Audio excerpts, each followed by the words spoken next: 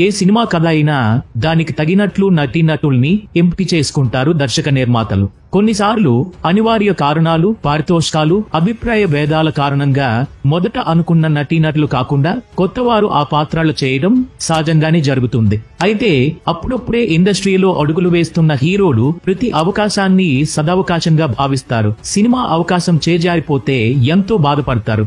Telugu hero Srikanth కు కూడా తొలినాళ్లలో ఓ సినిమాలో హీరోగా వచ్చిన అవకాశం చేజారిపోయింది. ఆ పాత్రను మరో హీరో రాజశేఖర్ చేయటం జరిగింది. హిందీలో విజయవంతమైన బాజీగర్ సినిమా హక్కులను చరిత చిత్ర నిర్మాణ సంస్థ కొనుగోలు చేసింది. శ్రీకాంత్ హీరోగా వేటగాడి పేరుతో షిండే దర్శకత్వంలో సినిమా తెరకెక్కాల్సి ఉంది. సినిమాకు సంబంధించిన స్క్రీన్ టెస్ట్ కూడా చేశారు.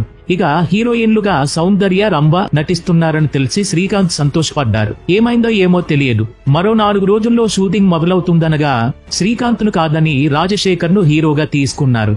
షిండే స్థానంలో తమ్మారెడ్డి భరద్వాజ దర్శకత్వం చేయాల్సి వచ్చింది.